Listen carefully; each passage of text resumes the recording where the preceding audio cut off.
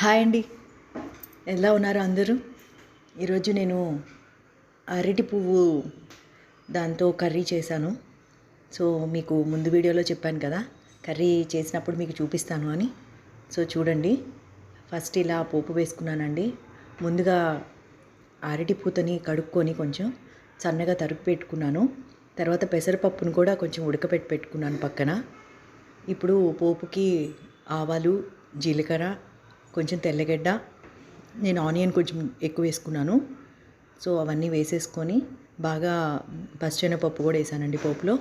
అవన్నీ వాడ్చేసిన తర్వాత దాంట్లో మనం అరటి పూతని కొంచెం కుక్కర్లోంచి తీసేసి దాంట్లో పోపులో వేసి కలిపెట్టేసుకోవాలి. కొంచెం వాటర్ ఎక్కువ అయ్యాయి నాకు. ఆ వాటర్ పోయేంత వరకు మనం ఉడకపెట్టుకుంటే సరిపోతుంది. కొంచెం వాటర్ సరిపోతాయి అనుకుంటున్నాను. నాకు కొంచెం వాటర్ వల్ల కొంచెం సేపు టైం పట్టింది. తర్వాత పక్కన పెట్టుకున్న ఆ పెసరపప్పుని దీంట్లో వేసి కలిపేసుకోవాలి బాగా. ఇంక మీరు తగినంత ఉప్పు అవి చూసుకొని సర్వ్ చేసుకోవడం.